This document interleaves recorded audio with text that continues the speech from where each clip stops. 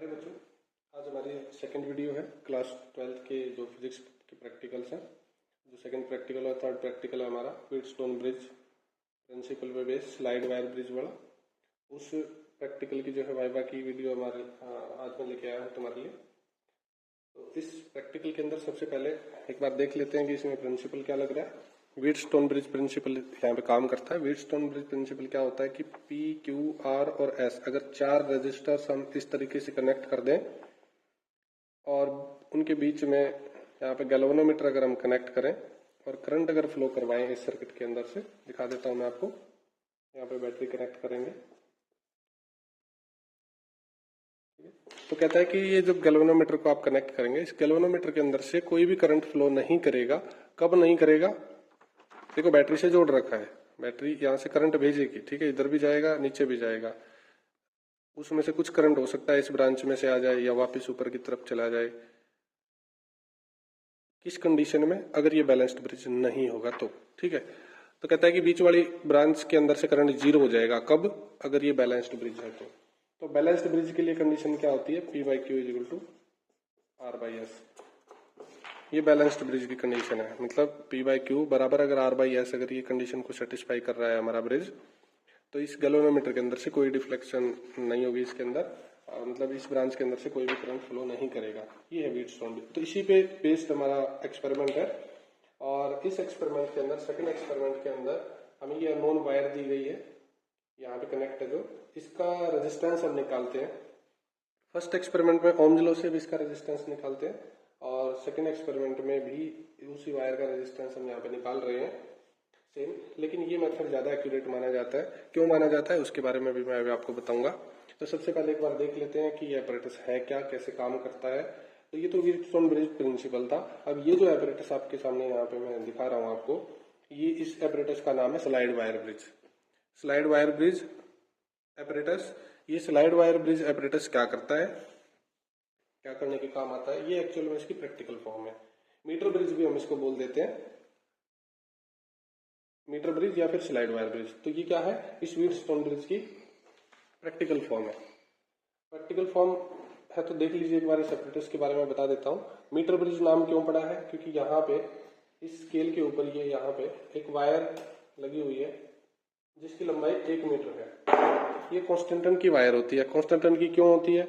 क्योंकि जो कॉन्स्टेंटन है उसकी हाई रेजिस्टिविटी होती है और लो टेम्परेचर कोफिशिएंट होता है। क्वेश्चन पूछे जाते हैं कि ये वायर कॉन्स्टेंटन की क्यों है, ठीक है। 1 मीटर लंबी वायर है, इसलिए इस एपरेटस का नाम जो है मीटर ब्रिज पड़ा है। दूसरा नाम इसका स्लाइड वायर ब्रिज है। क्यों है स्लाइड वायर ब्रिज नाम? क्योंकि ये जो जॉकी है, इसको जॉकी बोलते हैं, इस जॉकी को इस वायर के ऊपर से स्लाइड करवाया जाता है, ठीक। तो इसलिए वायर के ऊपर से स्लाइड करवा रहे हैं जॉकी को, तो दूसरा नाम इसका स्लाइड वायर ब्रिज है। अब ये एपरेटस कैसा होता है? ये टर्मिनल ए माना जाता है एक साइड पे, दूसरा टर्मिनल बी मानेंगे हम दूसरा पॉइंट। तो इस ए टर्मिनल पे भी आप देख पा रहे होंगे ये एल शेप की कॉपर स्ट्रिप्स लगी हुई है, फिर एक बीच में अलग से कॉपर स्ट्रिप लगी है, इधर पे भी एक एल शेप की कॉपर स्ट्रिप लगी हुई है। ये दूसरा क्वेश्चन ये आता है कि कॉपर की ही क्यों लगाई हुई है स्ट्रिप्स? क्योंकि कॉपर का रेजिस्टेंस बहुत कम होता है, इसी वजह से जो है कॉपर की हम लगा रहे हैं यहाँ पे, ठीक है, कनेक्शन के लिए, कनेक्टिंग वायर्स के रूप में हम इसको लगा रहे हैं। आप देखेंगे ये वायर भी जो है हमारी कॉपर की हैं, सारी की सारी वायर्स। अब अगर आप ध्यान से देखें तो यहाँ पे 4 रजिस्टर इसमें दिखाई दे रहे हैं। इस एपरेटस में भी 4 रजिस्टेंस जुड़े होते हैं। कौन कौन से हैं? ये P और Q जो है ना, ये P और Q तो ये हमारी वायर है, जो आप समझ लीजिए कि इसी के 2 हिस्से हो गए। एक हिस्सा P की तरह काम करेगा, एक हिस्सा Q की तरह काम करेगा। क्योंकि ये जो एक्सपेरिमेंट है, ये एक्सपेरिमेंट नल डिफ्लेक्शन के मेथड पे बेस्ड है। तो इसको इसके ऊपर स्लाइड कराते हैं और हम देखते हैं कि गैल्वेनोमीटर जीरो कहाँ पे दिखा रहा है। देखो ये गैल्वेनोमीटर है, गैल्वेनोमीटर लेफ्ट साइड पे भी रीडिंग दिखाएगा, राइट साइड पे भी दिखाएगा, ठीक है। अभी ये जीरो पे है, तो ये डिफ्लेक्शन हमारी जीरो होनी चाहिए। तो वो पॉइंट ढूंढते हैं हम। उससे लेफ्ट साइड की वायर एक रेजिस्टेंस की तरह बिहेव करेगी, उससे राइट साइड की दूसरे रेजिस्टेंस की तरह। और आर रेजिस्टेंस यहाँ पे लगा रखा है हमने रेजिस्टेंस बॉक्स, इसमें से जितना ओम भी हम निकालेंगे वो हमारा आर हो जाएगा। और एस रेजिस्टेंस वो अननोन वायर है जिसका रेजिस्टेंस हमें निकालना है। तो अगर हम बैलेंस कंडीशन इसकी निकाल पाते हैं तो हमें यहाँ पे पी की वैल्यू पता होगी, इसकी लेंथ की प्रोपोर्शन में होती है, ठीक है, जितनी लेंथ होगी उसके हिसाब से। क्यू की वैल्यू हमें पता होगी, तो पी और क्यू की वैल्यूज हमें यहाँ से पता लग जाएंगी इस वायर से, 2 हिस्से जो हो रहे हैं। और R हमें यहाँ से पता लग जाएगा इस रेजिस्टेंस बॉक्स में से, तो S की वैल्यू हम इसमें निकाल सकते हैं। तो ये इसका प्रिंसिपल है। अभी ऑपरेटर्स के बारे में थोड़ा एक बार फिर से बता देता हूँ। ये कॉपर स्ट्रिप लगी है, यहाँ बीच में कॉपर स्ट्रिप लगी है, आप 3 टर्मिनल देख पा रहे होंगे इस बीच वाले के अंदर, इधर पे भी कॉपर स्ट्रिप लगी है। तो ये जो पहला गैप क्रिएट हुआ, इस गैप में हम लगाते हैं रेजिस्टेंस बॉक्स। इधर पे एक गैप क्रिएट हो गया, इस गैप में हम लगाते हैं अननोन वायर, यहाँ पे जोड़ रखी है मैंने, ठीक है, ये वायर जुड़ी हुई है।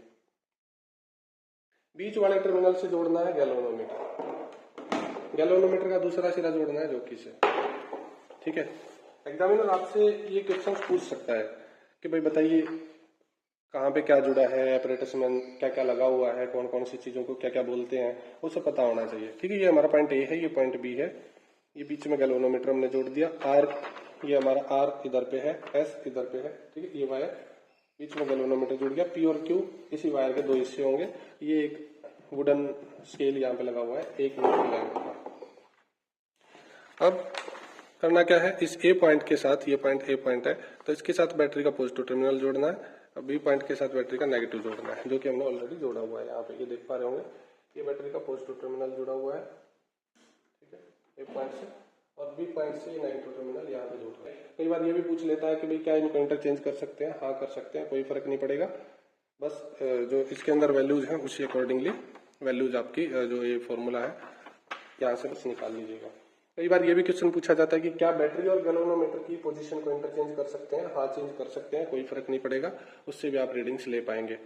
अब फिर बात आती है कि रीडिंग लेनी कैसे है। तो सबसे पहले जब ये सारे कनेक्शन हम कंप्लीट कर लिए, हमने बीच में ये गैल्वेनोमीटर जोड़ दिया है इस पॉइंट के साथ जॉकी से, ठीक है। एक गैप में रेजिस्टेंस बॉक्स, एक गैप में वायर, और ए और बी टर्मिनल जोड़ दिए हैं बैटरी एलिमिनेटर के साथ। 2 वोल्ट पे मैंने बैटरी एलिमिनेटर को सेट करा हुआ है, ठीक है। ज्यादा देर तक ऑन नहीं करना है, ज्यादा हाई वोल्टेज नहीं इस पे अप्लाई करनी है। उसके बाद आपने क्या करना है, यहाँ से कोई एक रेजिस्टेंस बॉक्स में से एक की निकाल देनी है। ये हमने 2 ओम यहाँ से निकाला हुआ है, ठीक है। 3 वैल्यू हम लेंगे, मैं एक खाली करके आपको दिखाता हूँ। यहाँ से 2 ओम निकाल दिया, उसके बाद हम क्या करेंगे, उसके बाद हम सर्किट को ऑन करेंगे। यहाँ से ये ऑन कर दिया हमने सर्किट। अब ऑन करने के बाद हमें ये चेक करना है कि जो ये हमारा गैल्वेनोमीटर मतलब जो जॉकी से जुड़ा हुआ है, इस जॉकी को एक बार इस सिरे पे टच करते हैं और एक बार उस सिरे पे टच करेंगे। ज्यादा देर तक टच नहीं करेंगे क्योंकि बहुत हाई करंट फ्लो कर जाएगा, ये खराब हो जाएगा। उसके लिए फिर रेजिस्टेंस बॉक्स जोड़ सकते हो आप इसके सीरीज में, अगर आपको ये करना है तो मैं नहीं जोड़ रहा हूँ यहाँ पे, मैं ऐसे ही करके दिखा रहा हूँ आपको। तो एक बार इस सिरे पे टच करूंगा मैं, एक बार उस सिरे पे, तो डिफ्लेक्शन आपकी लेफ्ट साइड पे अगर टच कर रहे हैं तो किसी एक साइड पे फुल डिफ्लेक्शन जानी चाहिए, बिल्कुल फुल, ठीक है। फिर दूसरे सिरे पे जब हम टच कर रहे हैं उधर पे, तो भी हमारी डिफ्लेक्शन बिल्कुल फुल जानी चाहिए, लेकिन दूसरी साइड पे जानी चाहिए अब की बार।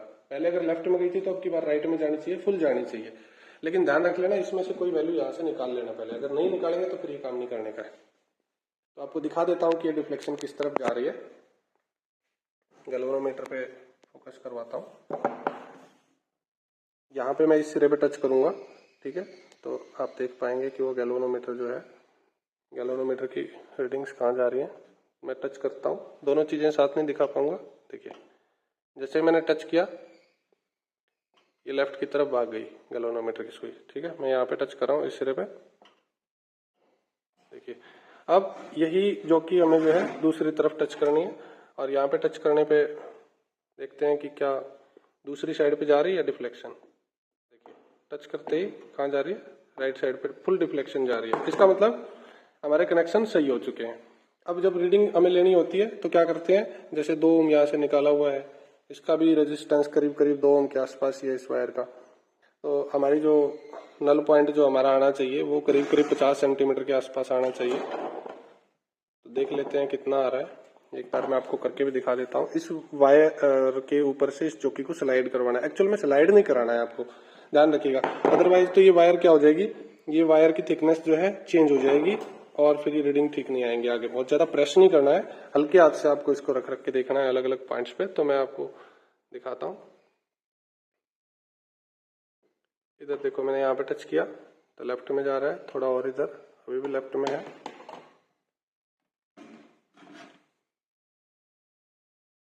थोड़ा इधर अभी भी लेफ्ट में जा रहा है, देखिए अभी भी लेफ्ट में है ये रीडिंग। अभी आप देख पा रहे होंगे लेफ्ट में ये फंस जाता है कई बार। तो ये इसकी देखिए लेफ्ट में है, अभी ये बीच में आने लग गई है। ठीक है, मैं बहुत हल्के हाथ से इसको स्लाइड करा रहा हूँ, आप ध्यान दीजिएगा। देखो इसको लेफ्ट लेके जा रहा हूँ तो रीडिंग लेफ्ट में जाएगी, राइट लेके जा रहा हूँ तो राइट में जाएगी। हमें वो पॉइंट ढूंढना है जहाँ पे ये बिल्कुल नल रिफ्लेक्शन दिखाएगा। तो ये करीब करीब 50 के आसपास ही आ रहा है। जितना भी आ जाए वो हमें रीडिंग टेबल में उसके अकॉर्डिंग लिखनी है। तो ये देखिए 49 के आसपास जाके बिल्कुल बीच में आ गया है, जो कि मेरे कहाँ पे टच है, 49 पे टच है। और बहुत ज्यादा देर तक इस एपरेटस को ऑन भी नहीं करना होता है। ठीक है, देखिए लेफ्ट में जा रहा हूँ तो लेफ्ट, राइट में जा रहा हूँ तो राइट। अगर आप टर्मिनल उल्टे कर दोगे गैल्वेनोमीटर के तो फिर जो है ये उल्टा चलेगा, लेकिन उससे कोई फर्क नहीं पड़ेगा क्योंकि हमें नल डिफ्लेक्शन पे देखना है। तो ये यहाँ पे रीडिंग बिल्कुल 0 आ गई है एंड दिस इज वैल्यू 49.0 ही है। ठीक है, तो इस तरीके से तो हमें रीडिंग लेनी थी। इसको रीडिंग लेके फिर बंद कर देते हैं बीच में। अभी आपको इससे जुड़े हुए कुछ और क्वेश्चंस जो हमारे पास इंपॉर्टेंट क्वेश्चंस हैं उनकी बात हम और कर लेते हैं अभी। तो सबसे पहले पूछता है कि व्हीटस्टोन ब्रिज क्या है, अरेंजमेंट ऑफ 4 रजिस्टर्स इस फॉर्म में। मीटर ब्रिज क्या है, मीटर ब्रिज प्रैक्टिकल फॉर्म है व्हीटस्टोन ब्रिज की। स्लाइड वायर ब्रिज भी इसका नाम बोल दिया हमने। कांस्टेंट वायर लगी है यूनिफॉर्म थिकनेस की, रेजिस्टेंस बॉक्स लगा हुआ है। व्हीटस्टोन ब्रिज को बैलेंस्ड कब कहेंगे, जब ये कंडीशन होगी तब बैलेंस्ड ब्रिज बोला जाएगा। ठीक है, ये व्हीटस्टोन ब्रिज मोस्ट सेंसिटिव कब कहा जाएगा, जब ये चारों रेजिस्टेंसेज जो लगे हुए हैं ये चारों, ये जब करीब करीब सेम वैल्यू के होंगे तो हम इसको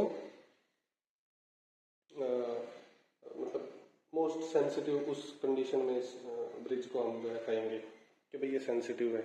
और बहुत ज्यादा हाई रेजिस्टेंस मेजरमेंट के लिए इसको हम यूज नहीं करते हैं क्योंकि उस टाइम पे गैल्वेनोमीटर की सेंसिटिविटी उतना ज्यादा नहीं रहता है सेंसिटिव। ये बहुत ज्यादा लो रेजिस्टेंस के लिए भी हम इसको यूज नहीं करते हैं क्योंकि उस टाइम पे जो ये कॉपर स्ट्रिप्स वगैरह लगी हुई है इनका रेजिस्टेंस मेजरेबल हो जाता है, करीब करीब बराबर आ जाता है इस रेंज में। ये नल पॉइंट क्या होता है, नल पॉइंट वो पॉइंट है जिस पॉइंट पे आके ये गैल्वेनोमीटर 0 डिफ्लेक्शन दिखाने लग जाता है, दैट इज नल पॉइंट। और सजेस्ट ये किया जाता है कि आपका नल पॉइंट 30 और 70 के बीच में ही आए क्योंकि उसी टाइम पे ये सेंसिटिव ज्यादा माना जाता है एपरेटस। 30 और 70 के बीच में रहे तो अच्छा माना जाता है। ठीक है, कई बुक्स में 20 और 80 भी दिया रहता है, बट 30 और 70 ठीक है। आइडियल नल पॉइंट क्या होता है, 50 सेंटीमीटर, क्योंकि 50 सेंटीमीटर पे जब आ रहा है तो सेम जो ये वैल्यू है वही वैल्यू यहाँ पे भी हमारे पास होगी, बिल्कुल सेम वैल्यू आ जाएगी। ठीक है, अब अगला क्वेश्चन यहाँ पे क्या बनता है कि भाई ये ओम्स लॉ से बेटर कैसे है।